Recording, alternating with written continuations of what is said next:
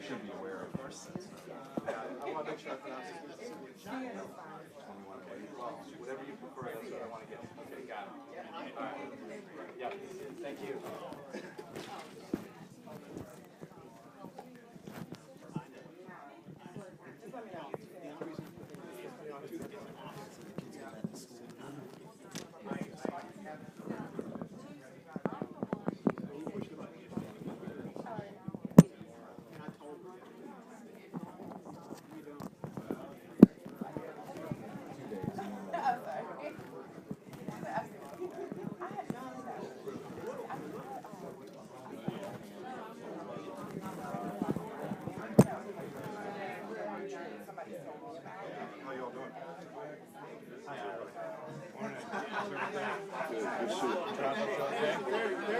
Been up one day.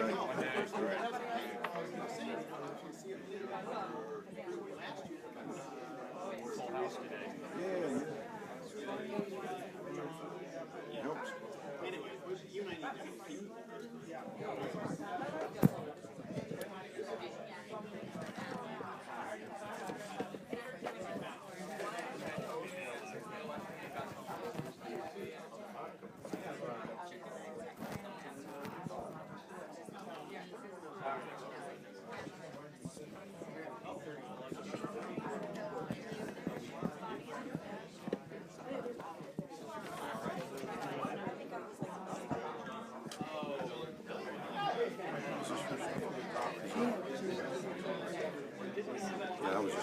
I just kind of want to be on the way, you know, I'm the only one standing up there. I don't want to be conspicuous.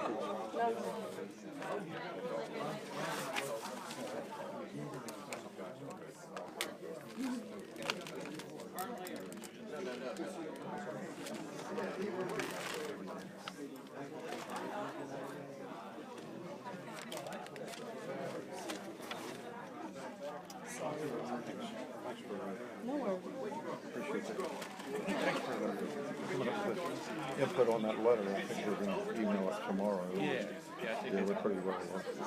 you guys are on point. The being dropped in a gas tax, floor bill.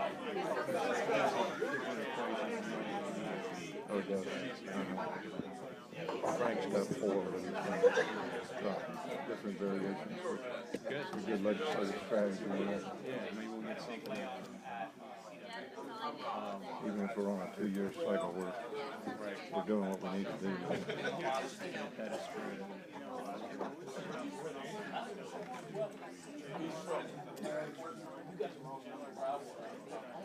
We're going to get started this morning. First of all, I want to thank everybody for being here. We have a lot of legislators from Hampton Roads, and since it's a short session this year, a lot of folks are going to be in a lot of subcommittee, committee meetings. It's going to be a little crazy up here, but I want everyone to know that the messages that we put out here will be transferred to everybody. For the legislators, if you can't be here, please have your aides here. But we want to make sure everybody's involved, engaged, and we take the messages back. So today we have Senator Cosgrove, our former chair. We have Rob Luxem, Chris Stolley, Sia Price, Mike Mullins, our new member. Cliff Hayes, our new member. Lionel Spruill, our new senator. Matthew James. Let's see.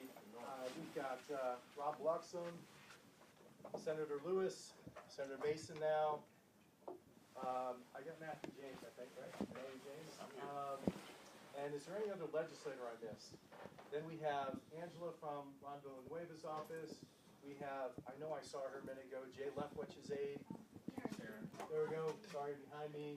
We have Maya, we have Christy Craig back here, and I think that's it. Here we go, we got Steve now. So the purpose of the meeting is to really have briefings on things from back home that are important to Hampton Roads as a region. The other thing too is to build the camaraderie of if you've got a bill that you need help with, you know, this is a group that we're going to help you do what's right for Hampton Roads. If it's a social issue that's going to split hairs one way or another, we don't want to have parts of that. On the other side of it, if it's something that's good for the region, we want you to make sure that we see it so we can help you get it through. It truly is about collaboration. I've worked with a lot of the folks here on multiple bills, multiple sides, and we're all here to do the right thing. A good example is 4 years ago, we got briefed by HRTPO, and the number one issue we saw, or deficiency we saw, was Hampton Roads Bridge Tunnel wasn't out there. $11 billion, and we weren't going to do anything with that. Well, 3 years later, it's our number one priority, so that's where it should be. And it's part of the Hampton Roads Caucus that made that happen. So with that, we're going to push through. I know people have a lot of meetings. And if you can just pop in and say hello for the legislators, there's a lot of people who come up just to see your face, pass cards around, do whatever you can, but you know we're here to listen to everybody. With that, we've got Hampton Roads Planning District Commission, TPO, and Director Robert Crumb's here. Somewhere, I know I saw it. Here we go. Sorry, Robert. I'm scanning the room and missing you. So, Robert, I'll put you up. We're going to be about 10 minutes, then we're going to hit any critical bills for the region. If you have in session, if it's something you're not sure about, you can bring it up or you can talk to us offline and we'll get it around to everybody. Thank you very much, Senator. Appreciate the opportunity to be with you today. Again, I'm Bob Crum. I'm the Executive Director of both the Hampton Roads Planning District Commission and Transportation Planning Organization. And appreciate the opportunity today just to highlight some of the legislative priorities unanimously approved by our 17 local governments that represent the PDC and TPO. What I'd like to start with is the transportation priorities on the TPO side of your summary sheet and give you a little bit of an update on a couple of these items so that you can best represent us on our regional priorities. The first thing I'd like to say is passenger rail. Passenger rail continues to be a major priority for our regions, localities. Where we're at in this process is we need the Tier 2 environmental studies complete from Richmond to Hampton Roads. We have Tier 1 environmental studies complete from Richmond to Raleigh.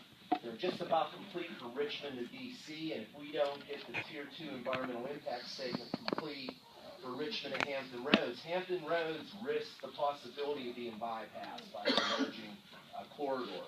Very pleased to let you know that yesterday we submitted an application. It's called an IPROC, Intercity Passenger Rail Operating Capital Fund application, requesting $20 million to complete the Tier 2 environmental impact statement from Richmond to Hampton Roads.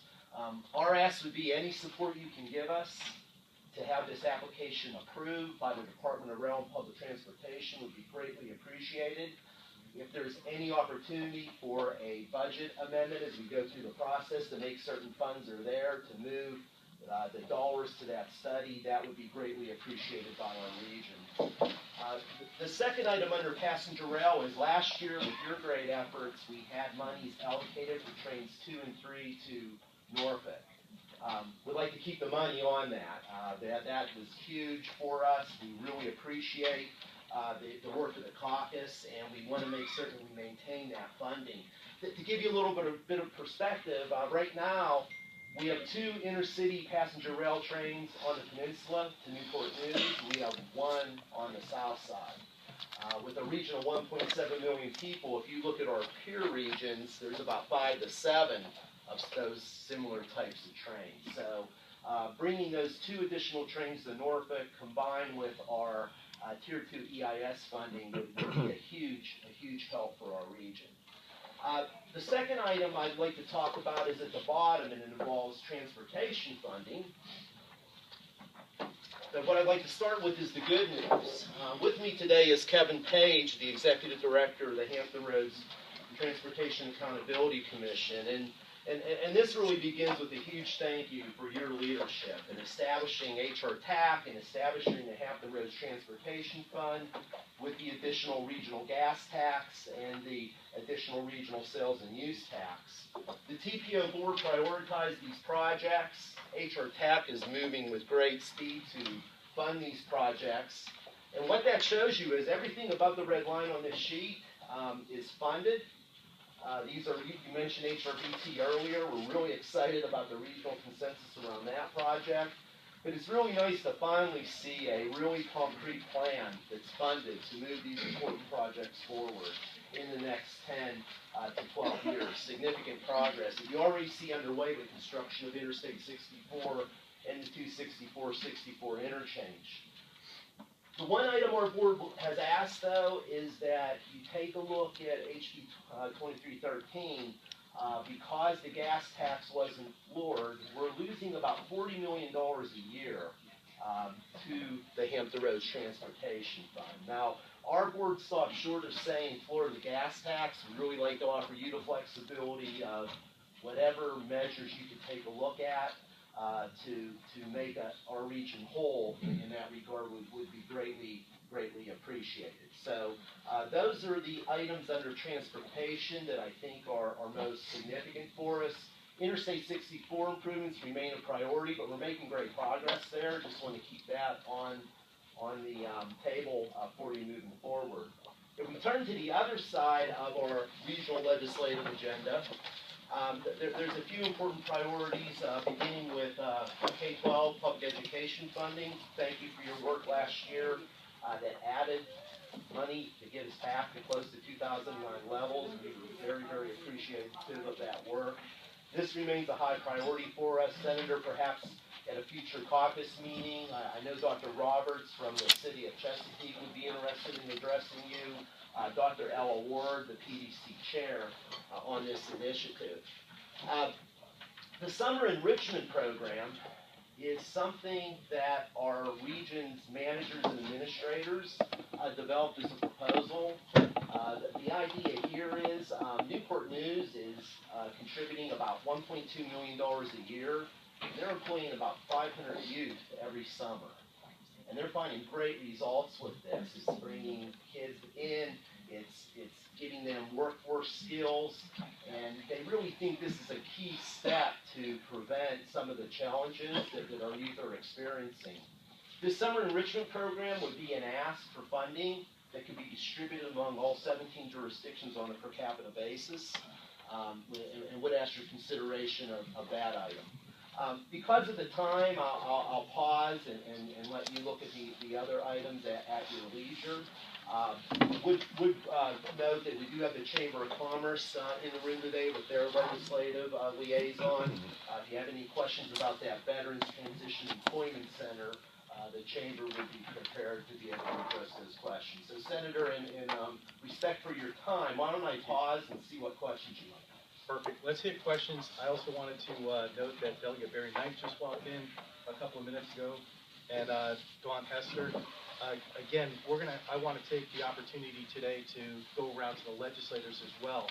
So we'll answer questions for about 2 minutes, then we'll go around to the legislators. If you can tell us, top priorities to help the region, and then we want to make sure that we have the opportunity to get the entire delegation there to help you on different things.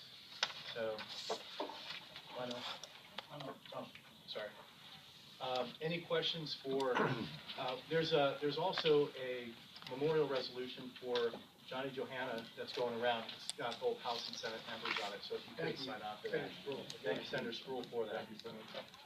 What was the amount that's being asked for the enrichment program? $5 million for a region-wide program that will be distributed on a per capita basis across each of the 17 jurisdictions. And is that your budget amendment? Yes. That would be our request. We do not have an official patron yet. Would ask anyone to consider that proposal. We need it. I'll make a brief commercial for that. We in my day job, we work closely with the city of Newport News, and that job has really been what I would call transformational. We've had kids, young people between the ages of 18 and 24 actually get jobs. They show up, and a lot of the kids, a lot of young people who participated in that, their employers hired them at the end of the summer. I don't know the exact stats. I can get that for you, but it's been really interesting to see the employer response to that. And I would say that's been a program that a lot of these young people have no work experience coming in. At the end of the summer, you would not have recognized them. So, If I can add to that, thank you. in conjunction with the STEP program, we also have the Indy Board we have a SPARK program, which is for the younger children through the school system. And then we also had our curfew, and with that we were able to drop youth crime over the summer upwards of 20%. So. Excellent. And one of the things I'm gonna spend like 10-15 seconds on this. One of the things we talked about at the last meeting where we did HRTPO, MPO, we talked to Aubrey Lane during the meeting about I forgot, it's the expansion of, it's just east of Richmond and Yes. west of Williamsburg. And did we get the letter from the MPO and TPO to push that up? Because the TPO, the CTV was gonna push that down. So we are working very closely with the Secretary's office on that. We have 2 sections coming for Richmond. We have our 3 phases going, and I think that we're in good position to work with them on the gap. Great. If you could just put something, a one-pager together that you can send around to everybody, I think that's real beneficial, again, for our region to better understand and be on top of. With that, we're going to go around to the legislators real quick. Mr. Chairman, just before Mr. Prince sits down, Secretary Lane, and I don't say many good things about a Democrat appointee. Okay? But I got to tell you, Secretary Lane has done a bang-up job. He is a great guy, and I took a lot of crap for voting for the tax bill that I did. The only one I've ever voted for, and I suffered 2 primaries because of it. But it was the right thing to do, and we are now seeing actual growth and progress in Hampton Road, the 264 interchange, the Highway Bridge, HRBT. Thank you for what you're doing. You're doing a great job. Thank you. With Thank the you for your administration, leadership. transportation secretary. Well done, sir. So I'm going to go around the table this way, so if you'd like to start, good, right? Matthew? Any priorities? Oh, I anything? didn't know if you were asking me to comment on Secretary Lane. Just joking. Everybody votes on it. Just joking. No, I guess from my perspective, we have a couple of enforcement bills that I'm sure the caucus has talked about in previous meetings regarding our relationship with the court and some of the financial things that we're looking at. So you'll see those pop out. Additionally, I have a couple of agency bills. One, and very aware of that, with the developable sites, trying to get more communities to get their sites ready. I think that committee, that bill actually comes up today in subcommittee and general laws on the House side. I think that's a good project for Commonwealth of Virginia's pilot. And the other bill that I'm carrying, this has a statewide impact, is what I call a common sense bill. It's giving people who are already in apprenticeship programs credit at the community colleges and universities.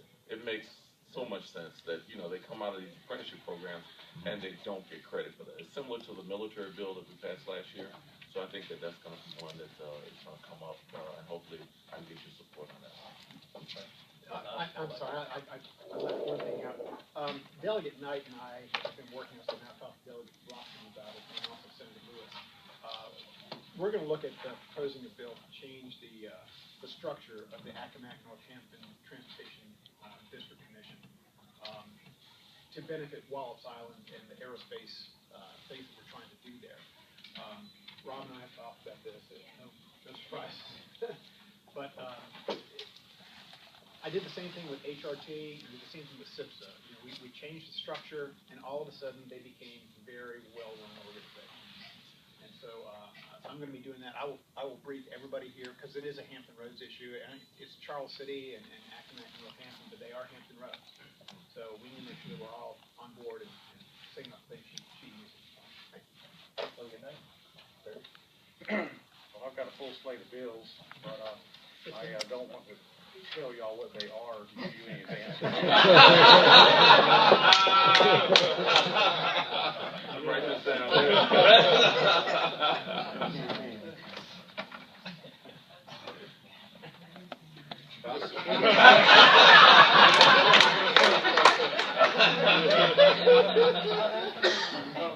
Looks like a little bit of sand issues that Chesapeake and Virginia Beach and looks like Ocean View will be working together on small cleanup bills going. Great. Just got one that called Mayline. Nah. BRS deal. That one came to, I think Chris brought to my attention, someone else, that if you got a job and you get a BRS system and you retire, and all of a sudden you're 52 years old, you want to work for someone else, and because they're the BRS system, you cannot. So we brought that to legislative service, and they can work it out. What they are saying that they can see that if a person up to 62, they can work it out with a person get another job that has the VRS system, or they won't use program because they already in the program. So that was one that people were concerned about. Just because out of the top of VRS system, I can't get another job in that system. Maybe get another job without getting it. Good Republic bill, John? That's a good one. We were just recently joined by Delegate Jason Vieras as well. Jason, welcome. So one thing planning to do is in some ways transportation is not the current situation. The situation we have in the 80s, 464 was built, which was a tremendous benefit to the area. Traffic. When the interstate was built, it actually dissected the neighborhood two ways in and out of the neighborhood. You may have read about it in the newspaper. And when the interstate came through and dissected the neighborhood, it left a portion of the residents of the neighborhood pretty much engulfed or trapped in fuel tanks and I think it's fertilizer, liquid fertilizer and others. And the only way out is to actually go towards the danger where the tanks are to leave the neighborhood. And historically, there have been situations where that lightning struck one of the tanks sometime. And then, of course, recently, not associated to the lightning strike, the tanks have been collapsed.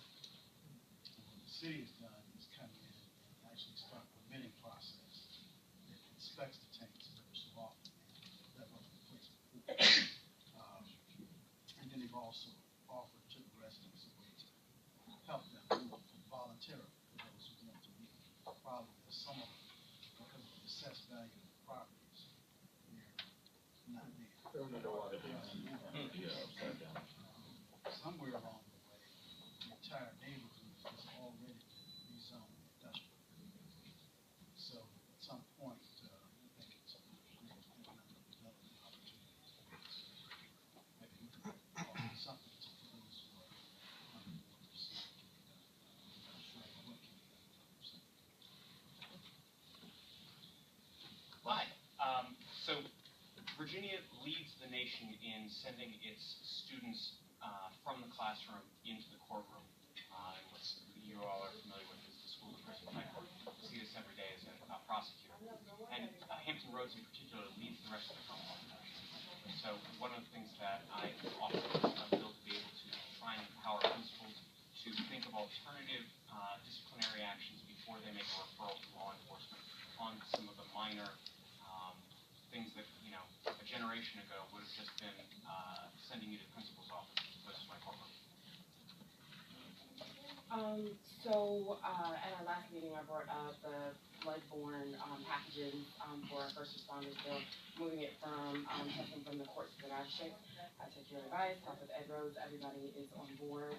So I would love you guys' support on that so we can protect them. And then student loan refinancing. That is very huge personally. This won't personally affect me. There's no personal interest in this one. But I can tell you personally how student loans can affect our economy. So we really, really love your support on the refinancing authority. So it's a pilot program for those that are most affected by the highest interest private loans. So I can give you more information if you have questions. If you can send that around, both of those, and if you guys can send around the key bills you want assistance with to, if it's a House bill today, to the members of the House, if it gets out of the House and over to the Senate, then to the senators, so we can kind of jump on board and help you out. Steve? I got two bills I talk about. First has been dropped is House Bill 1902, which would basically mandate that public advisories be incorporated as an integral part of the PPPA or the ETA agreement between the state and a private entity, so that any local adverse economic impact would be identified and reported out to the community prior to the final agreement, so that we can hopefully avoid surprises as we've seen in the past. And House Bill 1906, which would rein in some of the more aggressive and I would assert abusive toll collection practices we've been seeing in the wake of the Midtown Tunnel construction. All of us. Obviously, given my district, I'll be working with Bill, some oyster police bills, some flooding bills, but a bill I think could be a great bipartisan bill for the people here. It's actually modeled on a bill that was carried in New Jersey by a Democratic state senator and signed obviously by a Republican governor. It feels touched a little bit on the heroin opiate epidemic that all of us, I think, have known people that have been touched by it. It's called the Sober Dormers Bill. What it is you have individual high school kids that literally are recovering addicts. Sometimes one of the best things to do for recovering addicts is get them out of their home situation. Because the years where the friends are, they go off to college and they have no college life. It tells colleges and universities in Virginia 4 years to designate a dorm, and it could be just a wing of a dorm, because that's the entire dorm, but a substance-free, substance-abuse dorm. It's been pretty effective in New Jersey. They passed it in 2015. A couple other states have looked at it. Like I said, it's bipartisan bill. Great. We were just going. Oh, sorry. Can I bring one other thing up? Sure. Delegate Knight and I have perennially put in the Menhaden bill, where Menhaden would follow the BMRC, just like every other living organism in the Bay. Susan, this is for you, Dave. I always supported you. I know. We're going to suffer stiff opposition from Omega Protein again this year, but understand that the Menhaden are the forage fish of the Hampton Roads ecostructure. All the rockfish and all the other sports fish basically depend on Menhaden forage fish for sustenance. There's no reason for Menhaden to be the one and only species that is not covered under BMRC. The one and only. It's covered by the General Assembly. I don't know about you, but I'm an electronics engineer. I don't know a damn thing about Menhaden, except that they're getting caught a lot. So just letting you know that it's going to come up both in House Ag and Senate Ag. I don't know what's going to happen with it, but we need to come together as a caucus and protect our bed. It's a little fish about that big, it's real oily, and Omega catches them by the 100 million tons a year.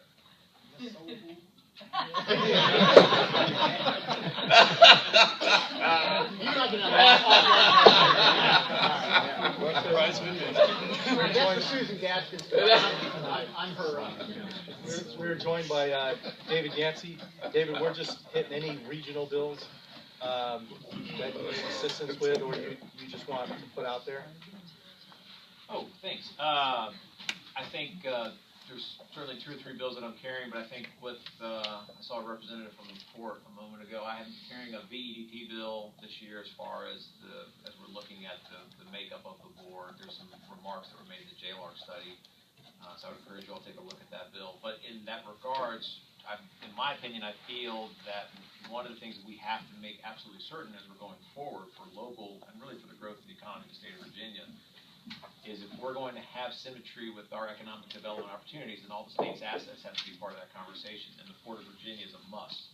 So it's disappointing for me to find out that JLARC brings to our attention that on the VEDP board, no one serves from the Port of Virginia, but of course VEDP is on the port's board.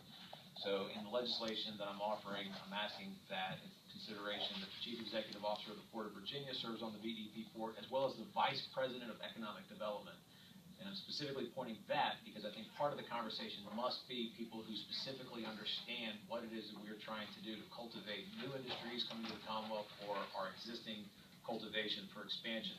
And I think that is the key person to have as part of those conversations. So I'd encourage you all to take a look at that. 2 other bills I have, we can talk about those at a later time. Great. Perfect, Mr. Chairman. Delegate Hester, Dawn. Hi, good morning, everybody. Just 2, children and families always, but I will be carrying the one for the military, domestic abuse, notifying so that they can be helped within that family to make sure that we're taking care of the spouses and children and families if there's any domestic abuse. And the other one, last year we passed legislation to allow children in foster care to be able to take advantage of a pot of money we set aside to continue their education in higher ed. But because we're also pushing the technical portion, I want to add that, so it's a language change to add that if they want to go into some technical training, that they can use that pot of money to do that as well. Great. Delegate Sally. I think that for our region, for long-term economic development, long-term job creation, long-term quality of life, the number 1 threat to us right now is coastal flooding and adaptation. And I think that we as a delegation have to be very unified, very strong moving forward. So we have a couple bills. Senator Lewis is carrying, I'm sorry, I'm carrying a couple. Number 1 is a cabinet level position. A lot of people say, okay, well, expansion of government, why do we need to do that? To address this issue for Hampton Roads moving forward, we need to have significant coordination and cooperation between agencies at the state level. We've seen time and time again that at the federal level, that coordination is absolutely lacking. And if we're going to have the opportunity to be first in line for funding for some of these projects, we as a state have to have our act together. In order to do that, we need somebody at the cabinet level who has the ear of the governor. That's one. Second one is a JLARC study to just sort of get our arms around exactly what we have going on right now. So what is happening within the state, what efforts are being made both at the state level and the city level, county level to take and address these issues. So we're hoping that those 2 bills, cabinet level, and then a JLARC study to evaluate where we stand right now. And I'm hoping I can get everybody's help with that. Great. And I would just point to a couple cybersecurity efforts. Last year, one in particular is protecting state and local governments and public utilities from cyber attack. Passed the House last year and died for lack of $50,000 on the Senate side, so David and I are trying to work it both ways. But we're wrestling with computer trespass, which is a difficult thing to do. But I bring it up to this group just because when I first started talking and listening about cyber, I always heard about the Dulles Toll Road, all the opportunities we have. Well, we have a great deal and some great assets in Hampton Roads that we could partner on both sides of the water to continue to try to draw.